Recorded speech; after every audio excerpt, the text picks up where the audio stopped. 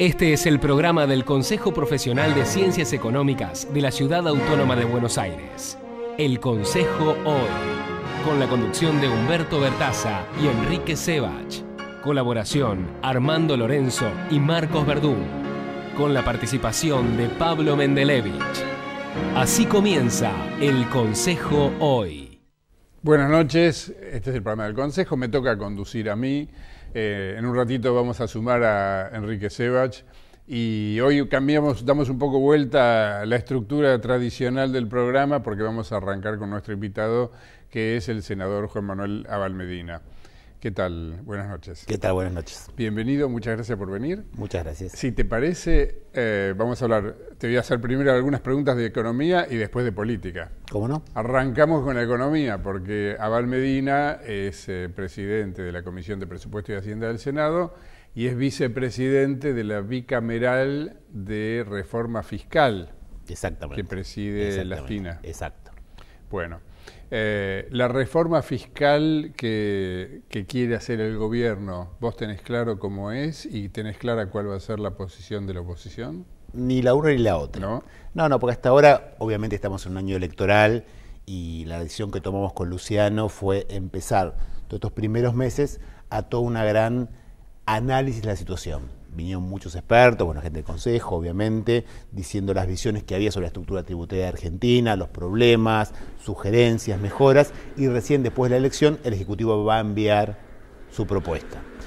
Con la idea de que cuando lleguemos a eso ya tengamos un nivel de acuerdo en términos generales de los problemas que tiene la estructura tributaria y discutamos ya sí solamente de cómo eso lo vamos arreglando, ¿no? Pero fue interesante esa decisión que vamos a continuar en los meses que vienen también discutiendo en el interior del país. Bueno, de tus palabras ya surge una buena noticia. Vos tenés buen diálogo, como vicepresidente de la bicameral, tenés buen diálogo con el presidente que es del oficialismo. Sí, la verdad que estamos trabajando muy bien con él, con el otro vicepresidente que es Marco Labaña, del sector de Massa. Estamos buscando básicamente que lo que sabemos, una reforma tributaria no es algo que se hace todos los días, ni mucho menos. No, por eso hace falta un gran consenso, ¿no? Yo la duda que tengo es esta. Durante años nos han dicho, y sobre todo desde el kirchnerismo se repitió mucho, que acá confrontan dos modelos de país, ¿no? Digamos, haciendo un poco de reduccionismo, sería Cristina y Macri, que representan dos modelos de país antagónicos. Entonces, ¿por qué hay que pensar que va a ser muy fácil ponerse de acuerdo sobre algo tan profundo como el tema fiscal? No, fácil no va a ser. Y en las cuestiones tributarias no hay dos modelos, hay muchísimos. Hay muchas miradas, y hay defensas sectoriales, y hay intereses sectoriales, y hay distintas visiones. Me parece que es uno de aquellos temas en los cuales, de todas esas visiones, sí uno está obligado a buscar consenso, porque una estructura tributaria, te reitero, no se cambia todos los días, ni todos los años, ni todas las décadas. Más aún, si te apuro y te digo, decime un antecedente de una gran reforma prácticamente fiscal. No lo hay. Prácticamente no lo hay. Nuestro sistema actual, nuestra estructura tributaria actual es muy producto de ponchazos, ¿no? Se va tomando una decisión, se la toma, a veces para una emergencia y después queda, como el impuesto a los débitos y a los créditos, el llamado impuesto al cheque. Digo, en general no se ha podido tener un esquema en el cual estemos todos obligados al consenso. Por lo interesante de este momento es que al no tener nadie mayoría en las cámaras, al haber un nivel de dispersión bastante fuerte, eso nos permite, pero a la vez también nos obliga a consensuar este tipo de cuestiones. Entonces me parece que es una buena oportunidad para eso, ¿no? Exactamente, lo que viene es un periodo, justamente mi columna después va a ser sobre lo que viene, que es un periodo de enorme negociación, ¿no? Exacto. La palabra, exacto. El verbo de esta época va a ser exacto. negociar. Y saber que se puede llegar a acuerdos, que esos acuerdos no están mal, sino que están bien, claro. Que cuando uno llega a un acuerdo obviamente no puede sacar el 100%, porque claro. Obviamente no hay acuerdo posible, tiene que ser en parte, y buscando centralmente que el resultado sea provechoso para la gran mayoría de los argentinos. Ahora, en el medio de todo esto, todos los días tenemos noticias relacionadas con el pataleo de los gobernadores por temas fiscales, precisamente, porque le piden plata al gobierno nacional, todo el tiempo están diciéndole que se les debe en unas cifras que uno se siente apabullado, ¿no? De miles y miles, decenas de miles de millones. Vos hablás de lo del planteo de Vidal. Bueno, por un lado está el planteo de Vidal, ¿no? El fondo del conurbano. Tengo que decirlo, es un planteo absolutamente lógico y absolutamente legítimo.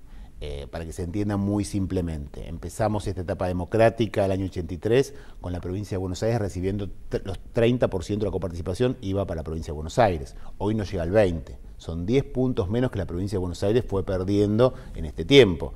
¿Y esto qué significa?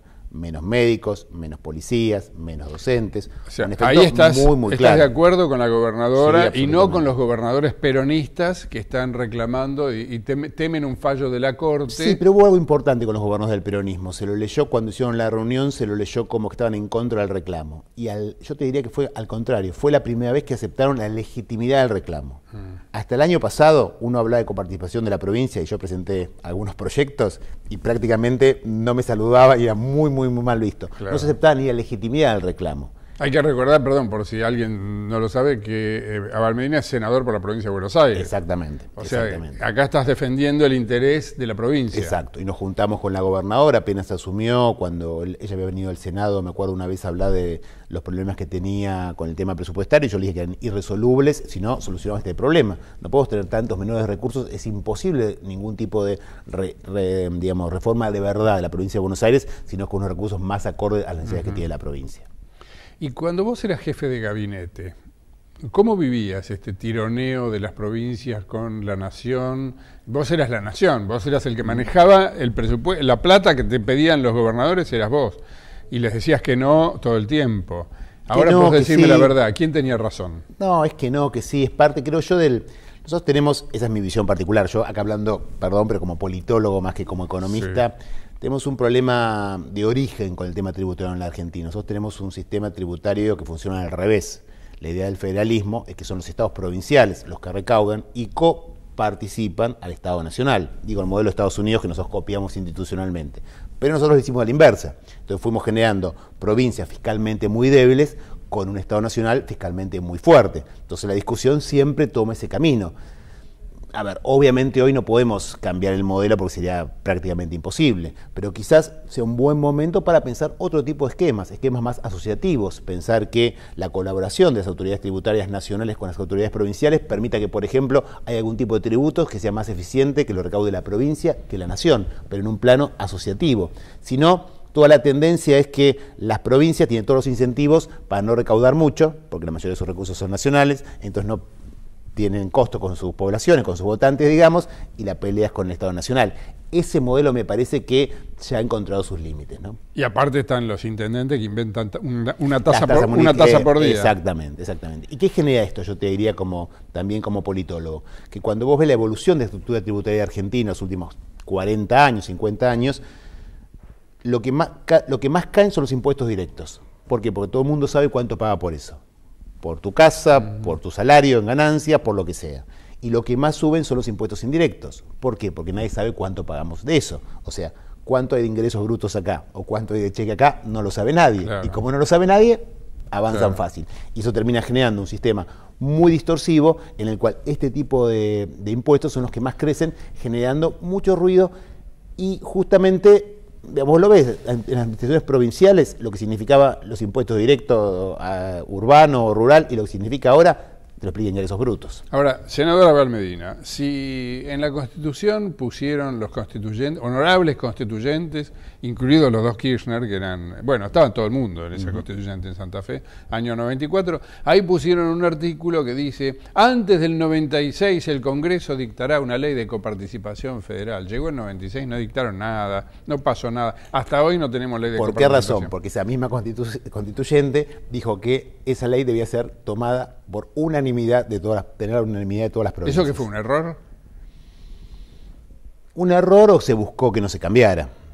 Cuando uno pide una mayoría muy especial, está haciendo que no se pueda cambiar. Y la pregunta es, si no se pudo hacer en estos 23 años esa ley de coparticipación, ¿por qué ahora se va a poder hacer una reforma fiscal profunda? No, porque nosotros no estamos tocando la coparticipación. Nosotros sí, en la comisión estamos pero viendo, la salpicás. Sí, pero estamos viendo básicamente el tema impositivo nacional. Después tenemos que verlo cómo correlaciona eso con las cuestiones impositivas provinciales. Pero no estamos tocando coparticipación. Estamos diciendo acá, digamos, qué es lo mejor esquema para extraer los recursos que necesitamos. Y sobre todo, en base a qué mirada tenemos de cómo tienen que ser esos impuestos para que funcionen en la clave que nosotros creemos correcto. Porque nuestro sistema aparte de ser muy inequitativo, en términos que el principal ingreso fiscal es el IVA, un impuesto totalmente regresivo, porque lo pagan los mismos los que menos tienen que los que tenemos una posición mucho más cómoda, también es muy equitativo en que tenés sectores que tienen una presión tributaria altísima, superior a los principales países del mundo, y sectores que están absolutamente afuera de eso,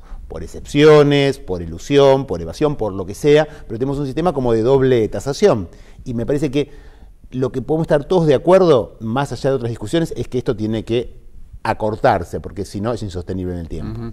Antes de pasar a la política, decime 3 cosas que vos harías en la reforma fiscal. 3 reformas que sí o sí harías. Bueno, yo incrementaría lo que son los impuestos directos, obviamente tendencialmente, con un esquema cuidadoso, porque estamos en una situación de déficit fiscal, con lo cual no es que uno puede bajar, ¿no?, y olvidarse de eso, aumentar progresivamente lo que son los impuestos directos y reduciendo los indirectos, sobre todo los que son claramente distorsivos. Te digo cheque, como te digo ingresos brutos, siendo que es provincial, hay que pensar cómo se lo trabaja de alguna manera en coordinación con lo nacional y lo provincial para que funcione. Yo armaría un sistema tributario más simple. Tenemos un sistema tributario que no sabemos ni siquiera la cantidad de impuestos que hay, porque son muchísimos, ¿Estás de acuerdo con los que diversos. dicen que tendría que haber solo 8 impuestos? Ponele.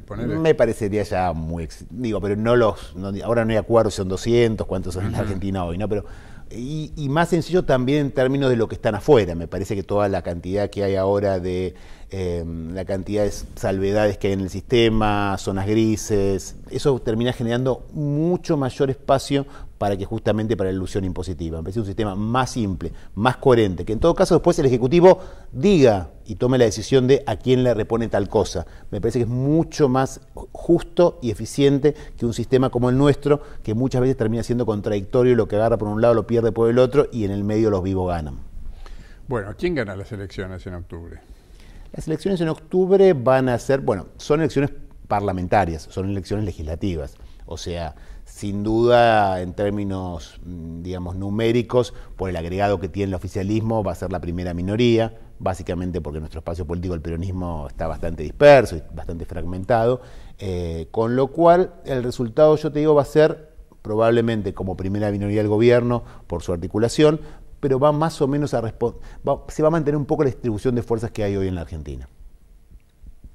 Salida elegante la tuya, para no decir que pierde el peronismo y gana el gobierno, es lo que estás insinuando. No, en algunos distritos sí, en algunos distritos no. En el conjunto. En el conjunto, el problema nuestro es la dispersión. Claro. El Ejecutivo ha sabido... Y la provincia de Buenos Aires, que Cristina Kirchner está por terminar arriba unos, no sé, pocos votos, no sé. Algunas décimas, sí. Algunas décimas terminaría ella arriba.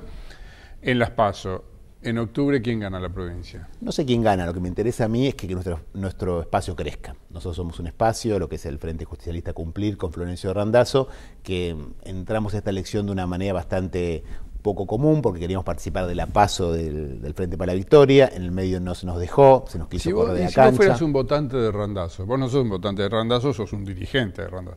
Si vos fueras un votante promedio, un votante...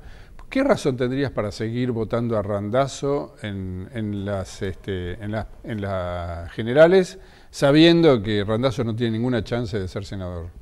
Eso lo va a definir los votos. No, usted es politólogo, no nos hagamos los distraídos. ¿Qué va a pasar? Pero del 5%, vota senador, del tercer lugar, con el 5% va a pasar a ser. Se votan diputados nacionales, municipales, concejales, está bien, pero Randazzo no va a ser senador. Se vota un conjunto de dirigentes y lo que más está en nuestro espacio político es apostar adelante. Estamos haciendo una apuesta muy fuerte de un peronismo que se renueva, un peronismo que asume los errores que cometió, que se hace cargo de las cosas que no pudo hacer y que le ofrece a la ciudadanía una mirada distinta de cómo tiene que ser la oposición. Una oposición que es una oposición al gobierno, no al país. Perdóname que te interrumpa, mucho no se hace cargo. Yo no escuché que Randazzo se haga cargo de la corrupción kirchnerista. ¿Cómo no? Sí. ¿En qué forma? Desde el primer discurso él dijo, nos hacemos cargo de los éxitos y de los errores. Sí, los pecadores... General, no, dijo algo más. Yo estoy en contra de la injusticia. No, dijo algo más. Los pecadores tienen que ir presos. Fue rotundo. El primer... Sí, pero también, ¿quiénes son los pecadores? ¿Es José López o son todos los que están hoy procesados? Todo lo que la justicia determine. El principal, el punto número 1 de nuestra plataforma, que pueden entrar a verla en la página web de Cumplir, el punto número 1 de nuestra plataforma es que todos los legisladores que seamos electos por nuestro frente electoral, todos renunciamos explícitamente a los fueros. Y no lo hicimos en un show mediático, no lo hicimos como una cosa, sino lo hacemos como un compromiso puro, porque para nosotros la honestidad, digo 3 palabras, Florencio: no robar, no mentir y cumplir con la palabra. Eso que queremos para reconstruir una política y reconstruir un peronismo distinto. Bueno, tengo acá algunos obsequios del Consejo para vos, pero antes que eso, contestame esta última pregunta. ¿Bloque dividido del peronismo en el Senado después del 10 de diciembre, con Cristina por un lado y el resto por otro, o bloque unido, o va a haber un solo bloque? No lo sabemos todavía. Nosotros venimos en este tiempo, creo que con una actitud, una oposición muy sólida, pero también muy responsable, que ha permitido que haya gobernabilidad en la Argentina y que justamente se hace cargo de que queremos que al país le vaya bien. Si se toma esa impronta, ¿cómo se lo va a definir? Bueno, va a depender de los que estén en estos lugares, ¿no? Claro, depende del resultado. Bueno, este es un almuerzo de First Park para vos. Muy bien. Este es un show de tango. Excelente. Y este es son partículas aromáticas de gochia. Pero muchísimas gracias. Y te agradezco muchísimo que hayas venido. Al contrario. En nombre del Como Consejo. siempre, un gusto estar acá. Igualmente, Juan, muchas gracias. Enseguida seguimos ahora sí, con Enrique Sebach.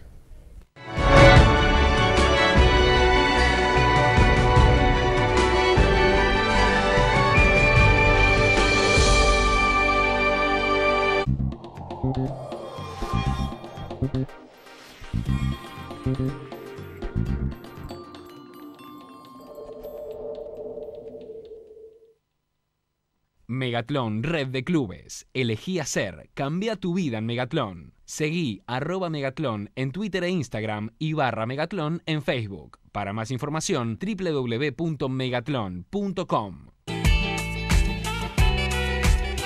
Si la vas a hacer, hacela bien. Hacela con tu 100%. Si la vas a hacer, hacela bien. Nada como ir juntos a la paz. Nico, ¿me contás cómo te casaste con una diosa así? Un día la pasé a buscar, empezamos a andar en el auto. Yo me puse un poco serio, me tiro al costado y le dije, mirá, me parece que esto no va más. No. Y ahí cuando ella se pone como loca y quiere bajar del auto, ¡pum!, le saqué el anillo. Nico, yo te mato. Sí, casi se muere ella, ¿eh? Sí, del marido que le tocó. Porque tu auto te acompaña en cada historia, cuídalo con el mejor seguro. Autoscoring de QE Seguros La Buenos Aires. Para vos, que sabes elegir.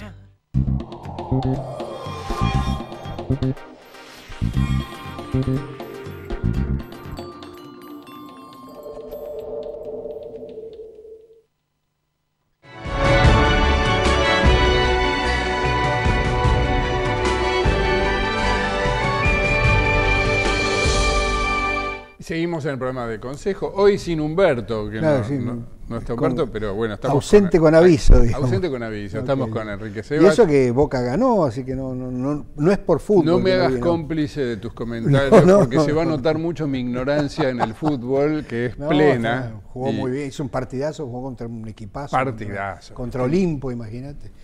En fin. ¿Qué tal? ¿Todo bien? Muy bien, muy bien. ¿Vos bien? Bien, bien. Bueno, todo bien. Bueno, es el turno de tu columna. Claro, a ver, quería, vos sabés que, no sé si lo conoces, hay un lugar que se llama Jackson Hole, en Wyoming, en las montañas rocosas en Estados Unidos. Es un hermoso lugar para esquiar, ese tipo de cosas, pero bueno, por supuesto en esta época no. Sí. Y se reúnen una vez por año en ese lugar, se realiza, mejor dicho, una vez por año en ese lugar, un seminario que reúne a los banqueros centrales más importantes del mundo y de tanto del mundo desarrollado como del mundo emergente. Nunca un Toninas, siempre es algún lugar, digamos, con más glamour, ¿no es cierto?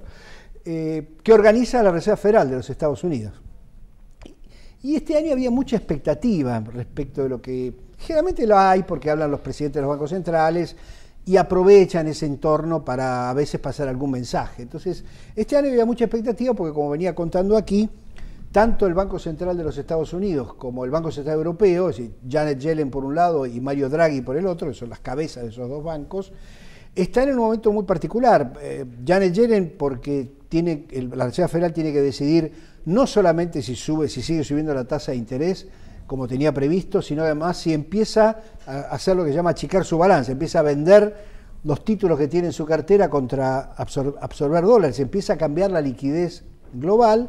Y algo parecido le pasa a Mario Draghi en el Banco Central Europeo, porque los dos están en un contexto en donde la economía está creciendo, como el caso norteamericano, inclusive la economía europea está lentamente saliendo, por supuesto, salvando las distancias, y se esperaba alguna señal de ambos respecto a qué es lo que iba a pasar. Nada de esto pasó, es decir, no dieron ninguna pista, pero dieron otras señales. En el caso de Janet Yellen, que vos sabés que el mandato de Yellen vence en febrero del año que viene y Trump tiene que decidir si la echa, digamos, o si le renueva el cargo. Yellen tuvo un claro pronunciamiento en contra de una de las ideas de Trump, que es la desregulación del sistema financiero. Vos sabés que a partir de la crisis financiera del 2007-2008 hubo una serie de regulaciones nuevas al sistema financiero norteamericano para, de alguna manera, prevenir este tipo de crisis. Y Trump en realidad dijo, tiene toda una postura respecto de que hay que liberalizar y darle más aire al sistema financiero, e inclusive se habla de uno de sus candidatos a reemplazar a Yellen, que es un ex Goldman Sachs, un ex presidente de Goldman Sachs, o sea, un hombre del sistema financiero. Y Yellen dijo, se pronunció claramente del corazón del sistema, que básicamente que había que tomar, digamos, había que aprender de las lecciones del pasado y que una desregulación excesiva o un cambio en estas regulaciones podría llegar a ser peligroso. O sea, se pronunció claramente en contra de esta idea de Trump, inclusive como, ya no quiero ser tajante, pero casi como redactando su renuncia para febrero, diciendo, bueno, si encima que está en duda se pronuncia en contra de las ideas de Trump, está.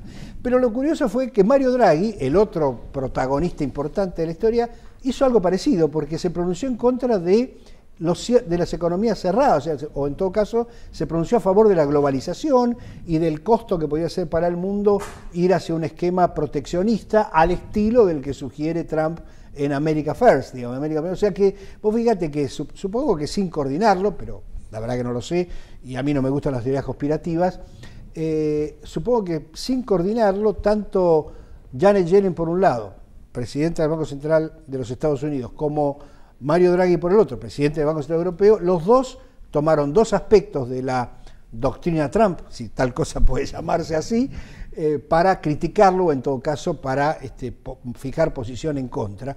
Ahora, por supuesto, el tema liquidez, el tema tasa de interés, ni una noticia. Mirá vos. Así que veremos.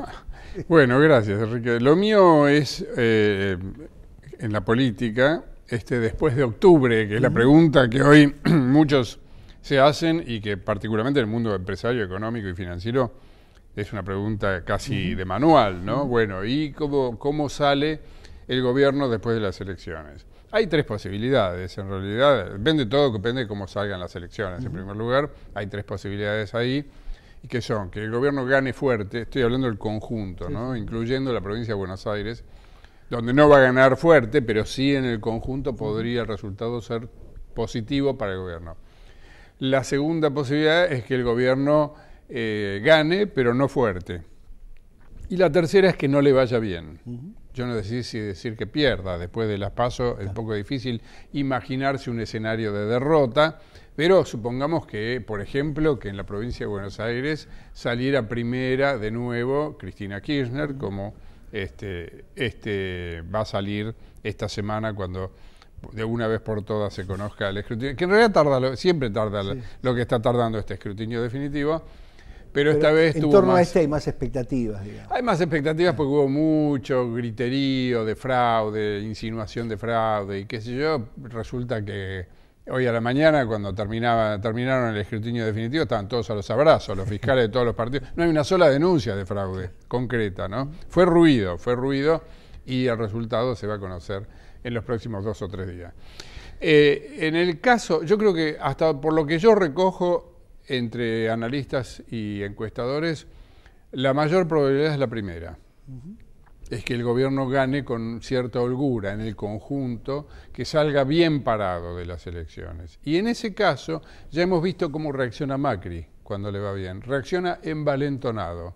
Le pasó 48 horas después enseguida, el día de la movilización de la CGT, que echó a 2 funcionarios porque uno tenía mucho diálogo con Moyano y el otro tenía mucho diálogo con Lingieri, entonces los barrió a los dos, mandó esa señal, o sea, ahí es como si Macri, y esto obviamente es post-paso, ¿no? Es como si Macri, cuando tiene un respaldo, se envalentona. Le pasó también después del 1A, el 1 de abril, aquella manifestación espontánea, una de las pocas que yo recuerdo en la Argentina, una manifestación oficialista espontánea, como que ni el gobierno no solo no la organizaba, sino que no la quería, y terminó siendo a favor del gobierno, y después de eso Macri tomó decisiones muy importantes. O sea que lo que hay que esperar para un post-octubre, en caso de que Macri el gobierno gane bien las elecciones, es una reacción de un gobierno envalentonado. Ahora, ¿qué quiere decir eso?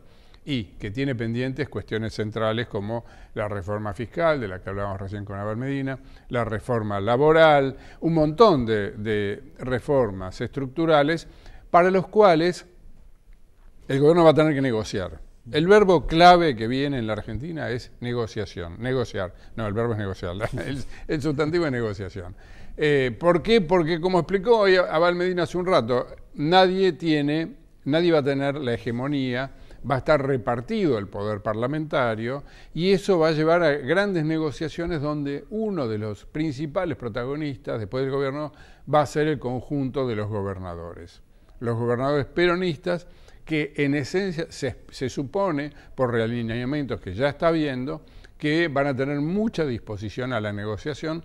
La incógnita por ahí se refiere a un par de gobernadores, los más duros, que serían Infran de Formosa, el de Tucumán, ¿cómo se llama? Mansur de Tucumán, y la pobre Alicia Kirchner, que no tiene mucha discreción, mucho poder para decidir siquiera si negocia o no negocia. Así que ese es más o menos el panorama para después de octubre. Muchas gracias. Gracias, Enrique. A ustedes. Nos reencontramos el próximo lunes.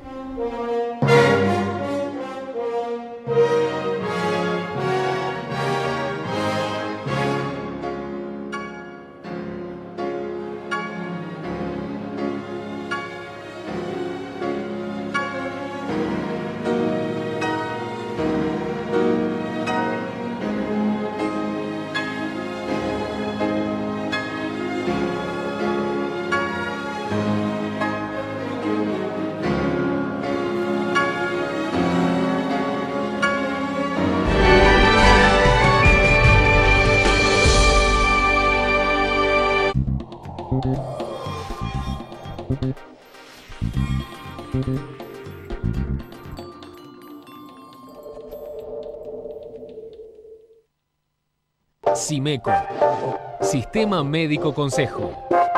Una solución para cada necesidad. Planes Blue, Gold y Platino, a la medida del beneficiario. Excelente red de sanatorios y profesionales médicos. La mejor relación precio-calidad. Simeco. Edicon, Fondo Editorial Consejo. Publicaciones oficiales de libros, entre ellos los que componen La Argentina Estructural. Propuestas de políticas públicas para el mediano y largo plazo.